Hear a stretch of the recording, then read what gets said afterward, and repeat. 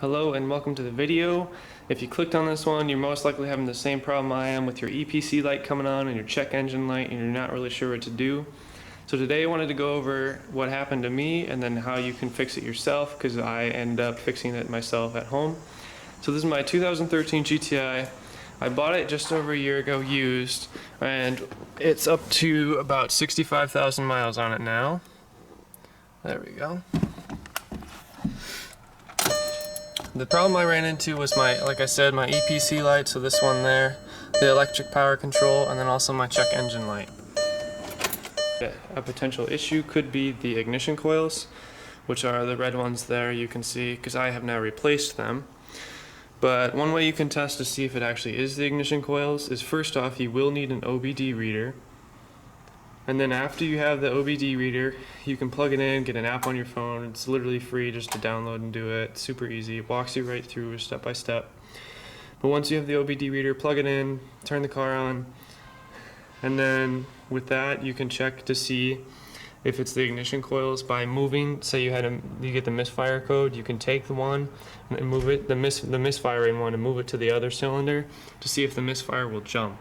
If it does, that way you know it's the actual ignition coil, and then you can proceed to buy a new set of ignition coils like I did to replace them.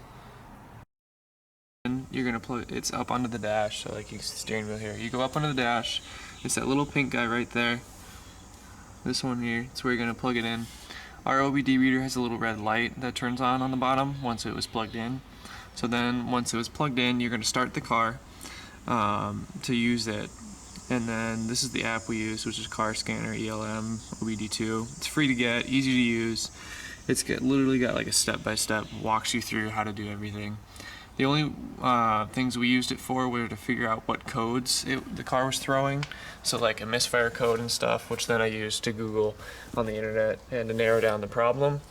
And then the other thing we did after we put in the new ignition coils and spark plugs, we then used the app to clear the codes, which then got rid of all my engine check lights. Alright, the tools you're going to need is a little magnetic telescoping tool just to get the spark plugs in and out from the cylinders nice and easy so they don't break or mess up the gaps. You'll need a socket wrench, and I have a 16mm socket at the end of it. We've got our OBD reader, this is the one we're just using. And then you got your spark plug paste that will help get some conductivity going. And then the actual coil packs themselves, which they sent 4 of us with the nice red tops. ECS Tuning sent us the 4 spark plugs, the NGK, which I believe is the same thing Volkswagen uses, just doesn't say VW on it. Only difference is this one just says VW in blue versus not. And then down here we have our coil pack comparison. These are the 3 stock ones that came in the car. This is the one the dealership put in when I took it into the shop to have it looked at. And comparing it to the ECS one, you can tell they're basically identical except for that's red versus black. Alright, so we're going to show you disassembly today of the GTI. All you need to pull the cover off is just your 2 hands. You just lift it right up, it comes right off. Yeah. There's like little things that they just sit right on the knobs. Pops right on and off. Easy peasy. Then to get to the actual ignition coils, we have cylinder 1, 2, 3, and 4. As you can see, I've already pulled out number 1, and I'm going to pull the others as well. To get these out, what you have to do is there's a little clip here, and you just push these back on all of them, and then just kind of wiggle it. And it pops right off like so. And then to get the actual ignition coil out, all you have to do is pull up, and they pop right out. Pretty simple.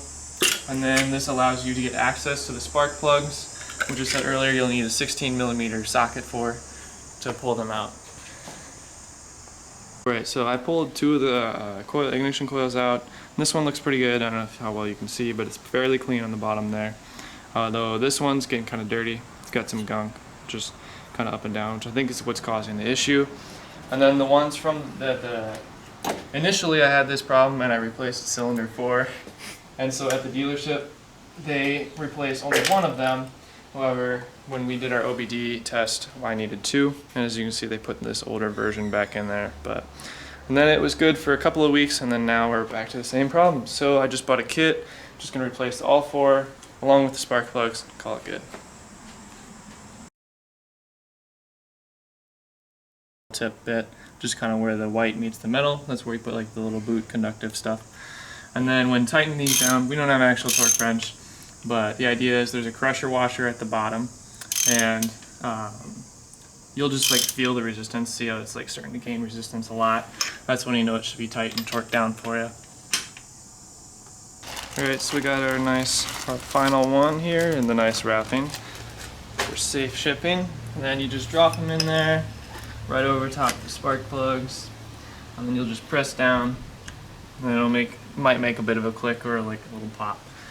And then putting the harness back on, just kind of wiggle them on all of them first, and then push it in nice and snug. Alright, and that should be good. That should finish off the nice little aftermarket touch. If you want to put the cover back on, all you got to do here, just place it, just line it up with the oil cap, and then it's done.